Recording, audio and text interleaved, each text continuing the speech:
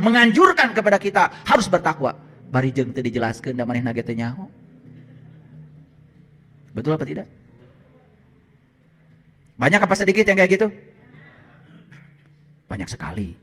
Pakai sekali dong. Gak usah pakai 2 kali, sekali aja.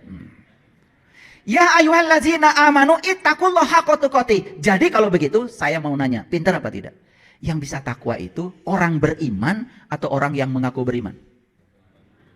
Yang beriman. Dan tidak mungkin Allah tiba-tiba menyuruh seseorang sesuatu yang tidak dia lakukan. Misalkan inilah, saya sederhana aja. Saya nyuruh nembok, pasti dong tukang tembok. Nggak mungkin saya nyuruh nembok ibu-ibu sebelah sini, nggak mungkin. Salah saya memberikan perintah. Sekelas saya aja ngasih perintah pasti mikir dulu. Kalau saya mau ngecat gedung, saya cari tukang cat dong. Betul nggak? Gitu. Kalau saya mau nyuruh anak saya diajarkan baca tulis Quran, saya cari guru yang bisa baca tulis Quran. Pasti nggak cari tukang tembok dong. Paham? Sekelasnya Allah nyuruh kita bertakwa, pasti itu ada pesannya. Makanya yang disuruh bertakwa di ayat ini siapa? Hanya orang beriman. Karena hanya orang beriman lah yang bisa menjalankan takwa. Masuk akal? Nah, kenapa kita selama ini tidak bisa menjalankan takwa? Karena belum beriman. Ngaku-ngaku doang. Supaya pengakuannya diakui, udah pakai dandan macam-macam. Itu makanya ada lagu Pak Haji Sorban Palid. Da Palid Sorban oge. Pak Haji Sorban Palid itu orang yang sudah haji, tetapi sesungguhnya dia tuh tidak tahu apa esensinya haji. Berkunjung ke Baitullah, tetapi tidak tahu siapa yang harus dikunjungi. Palid dah Sorban. Orang tua kita mau ngasih pelajaran itu luar biasa. Ya. Nah, palid itu bahasa Arabnya mabur. Paham ya? Ya. Udah stop dulu sampai situ. Karena ini kajiannya rahasia berserah diri dulu. Tapi tangkap dulu maksud saya. Siapa yang bisa bertakwa? Jawab dulu. Orang beriman. Apakah orang yang mau beriman bisa melakukan laku takwa? Gak akan bisa. Laku takwa itu spesial. Spesial. Karena kalau tadi saya jelaskan yang namanya takwa itu mengambil janji, diangkat kesadarannya, ditunjukkan sesuatu di kesadarannya. Allah bertajali seperti bertajalinya kepada Nabi Musa. Falamma tajalla rabbuhu lil jabal. Ketika aku bertajali di puncak kesadarannya Musa. Lalu Musa tersungkur dan mengatakan qala subhanaka tubtu ilaika wa ana awwalul mu'minin. Itulah awalnya imannya Musa. Kapan kalian mau bertajali kepada dia? Kapan mengawali iman? Tiba-tiba ngaku-ngaku sudah menjalankan takwa, karena takwa itu sangat spesial. Tapi selama ini dengar kata-kata itu? Kita hanya menjalankan apa yang didengar kata orang. Yang penting sudah pakai baju takwa, langsung petantang petenteng jadi orang yang bertakwa. Nanti buka Quran surat Al-Baqarah ayat 63 ya, sampai di rumah. Nah, pertama syaratnya harus iman, yang kedua kalau dia bisa menjalankan laku takwa, hadiahnya apa? La tamutunna illa wa antum muslimun. Makanya kamu akan menjadi seorang muslim. Bahkan menjadi seorang muslim itu menjadi syarat mati. Kata Allah, janganlah kamu mati kecuali kamu harus sudah menjadi muslim. Sayang sekali. Muslim itu didangkalkan oleh kita hanya sebatas sebutan buat orang yang mengaku beragama tertentu. Padahal itu tingkatan tertinggi yang harus dicapai. Iman saja belum, takwa saja yang nggak ngerti, tiba-tiba menyatakan diri sebagai muslim. Aneh apa tidak? Aneh? Aneh. Padahal ayat ini berstruktur, sangat saintifik. Iman dulu yang benar, lakukan takwa secara terus-menerus, hadiahnya adalah kamu menjadi seorang muslim. Kalau hanya mengaku beragama tertentu, mudah apa susah? Mudah. Ditanya sama Pak RT, waktu bikin KTP. Ibu teh jenengan saha? Idah.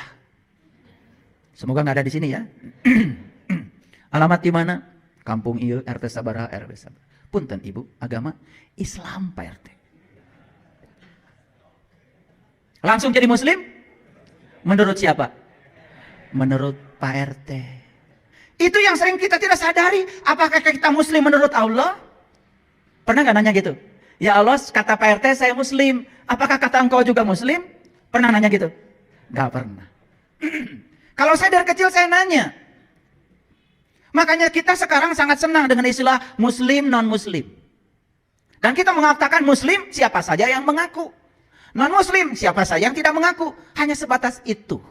Padahal bagi saya, muslim non-muslim itu tidak sekedar itu. Bagi saya, muslim siapapun keyakinannya, apapun jalan hidupnya, kalau dia sudah bisa berserah diri secara total kepada Allah, bagi saya itulah muslim.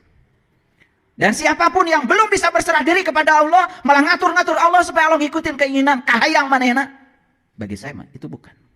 Bagi saya ya, jangan ikut-ikutan saya.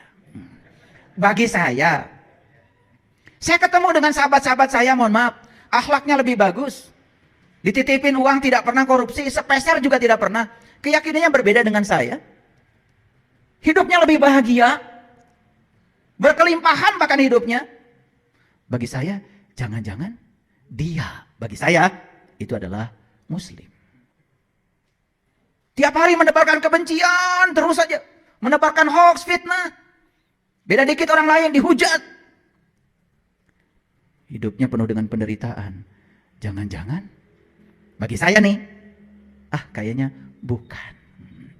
Maaf ya. Maaf. Ini supaya kita jujur pada diri kita sendiri. Coba kita perhatikan, kenapa syarat mati harus menjadi muslim? Kalau syarat mati mengaku beragama tertentu, sangat mudah. Padahal urutannya iman saja belum dicapai. Takwa saja tidak tahu. Apalagi menjadi seorang yang berserah diri. Baik, kita lihat akar katanya dulu. Supaya belajar agamanya benar.